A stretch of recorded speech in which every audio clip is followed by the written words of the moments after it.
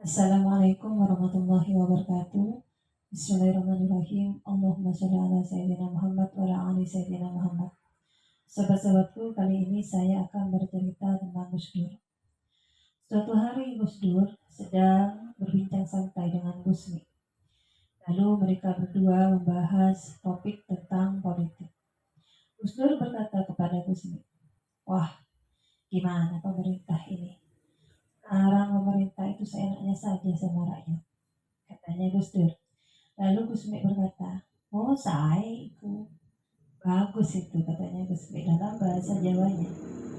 Kemudian Gus Dur melanjutkan kembali, "KKN sekarang itu Gusmi itu sekarang merajalela." Terus Gusmi lagi-lagi berkata, "Oh, bagus itu." Setelah berkata demikian, maka Gus Dur berkata kepada Gusmi, "Loh, kok dari tadi jawabannya bagus-bagus terus? Gimana sih?" Gitu. Terus Gusmi pun menjawab apa yang dilontarkan oleh Gus Dur. Yang tidak bagus itu, yang tidak saya itu adalah kita berdua. Kenapa? Karena kita berdua lagi membicarakan sebuah keburukan di belakang orang lain. Seharusnya kalau memang mau mengkritik atau memberikan saran, ya sudah di hadapannya, berikan kritikan yang benar, bukan malah berwibawa begitu maksudnya dari Gusmi. Mendengar pernyataan dari Gusmi, Gus Dur pun tersenyum. "Oh iya ya, benar ya, yang tidak baik itu kitanya. Karena kitanya terlalu sibuk mengurusi orang, membicarakan orang, sementara kita itu tidak mengintrospeksi diri sendiri." Terus ada juga kisah tentang Gus Dur dengan seorang kiai, di mana ada seorang kiai yang menangis di hadapan Gus Dur, menangis sambil ngumel-ngumel, sambil ngedumel. Dia seolah-olah menyalahkan takdir, tidak terima dengan apa yang sudah menjadi ketetapan dari Allah, di mana saat itu dirinya itu sangat tidak terima karena anak kandungnya sendiri itu ternyata murtad, keluar dari Islam dan memilih agama non-Islam. Dia ini sangat sangat kecewanya karena dia sudah berusaha semaksimal mungkin agar anaknya itu tidak keluar dari Islam atau murtad, dan dia sudah berdoa beribadah dengan susah payah seperti itu, tapi tidak ada hasil dari apa yang sudah diusahakannya. Karena itu dia pun curhat kepada Gus Dur.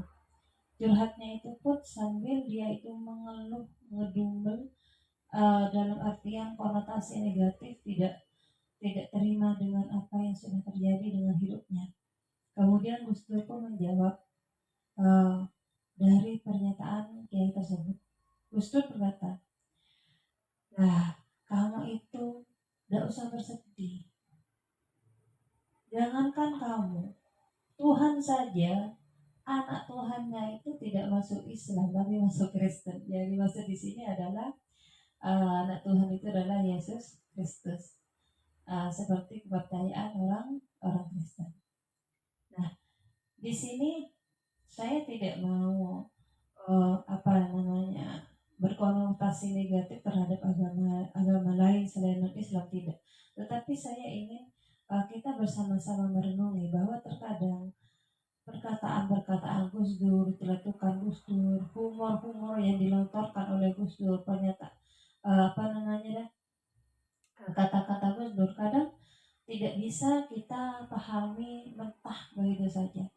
Perlu ada pemikiran yang mendalam di dalam, perlu ada pemikiran yang mendalam di dalamnya. Kenapa?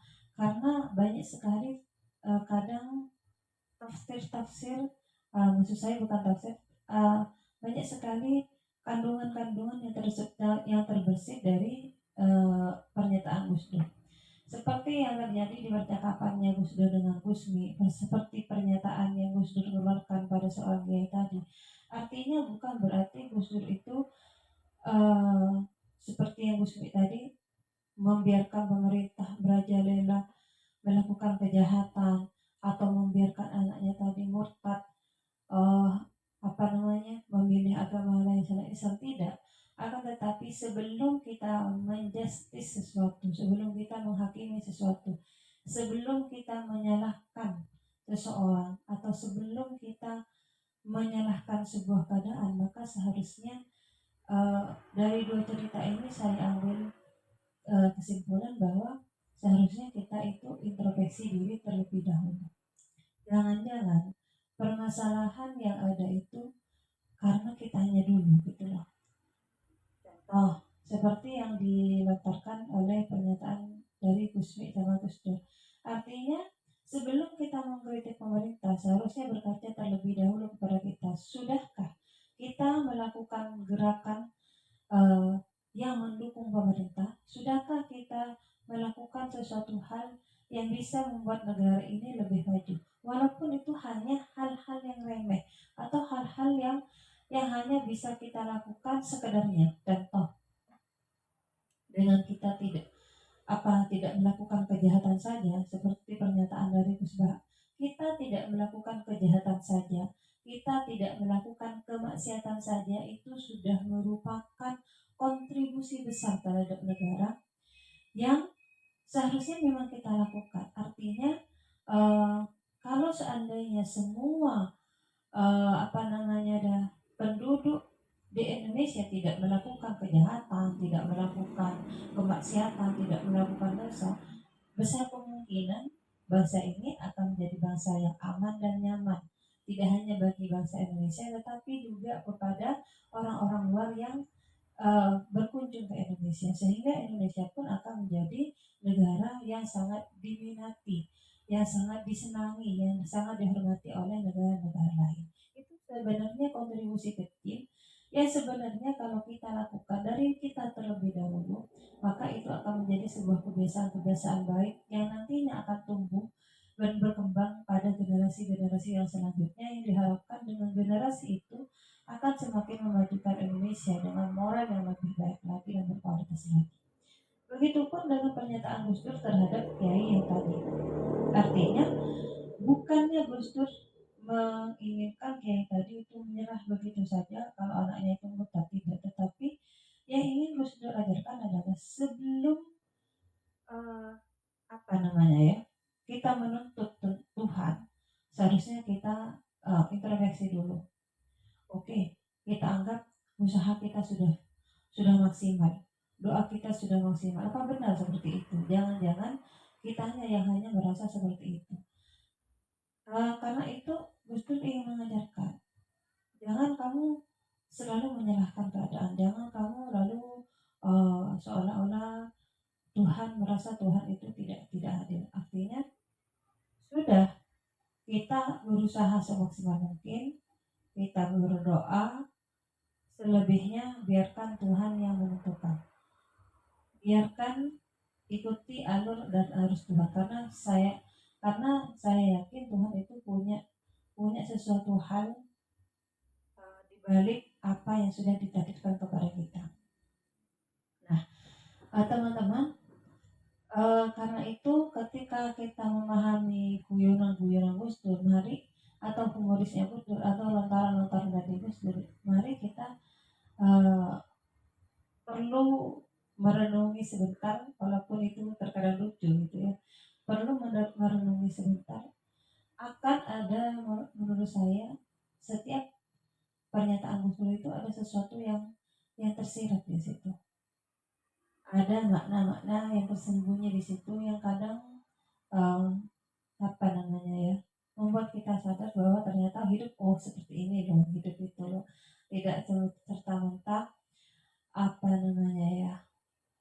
terlihat seperti yang tercover saja. Jadi seolah-olah itu kita itu melihat Gus Dur itu jangan hanya dilihat dari sampulnya saja, tapi coba buka isinya, pahami isinya, maka kita akan mengerti apa yang dimaksud oleh Gus Dur tersebut. Walaupun ya tentu saja yang memahami secara penuh dan utuh itu Gus Dur itu sendiri. Teman-teman, hanya ini yang bisa saya sampaikan. Semoga ketika kita melihat sesuatu, jangan serta-merta kita menjudge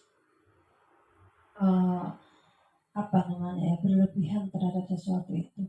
Tetapi mari kita pahami terlebih dahulu apa yang maksud dari itu, karena terkadang orang yang tidak mengerti dengan Gus Dur uh, akan serta-merta mengatakan atau menghina Gus Dur seperti ini, seperti itu, seperti itu.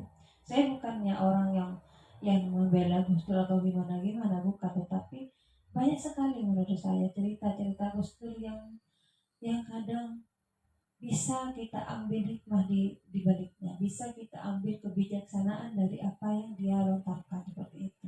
Kalau kita mau memahaminya dengan baik-baik. Itu hanya pendapat saya. Boleh Anda tidak setuju dengan saya karena orang itu punya pemikiran dan pendapatnya masing-masing. Tetapi yang saya ingatkan adalah ketika kita melihat sesuatu jangan menjas terlalu berlebihan, karena kita tidak pernah tahu apa dibalik atau maksud dari itu semua. Teman-teman, hanya ini yang bisa saya sampaikan. Wallahu a'lam bishawab. Wassalamualaikum warahmatullahi wabarakatuh.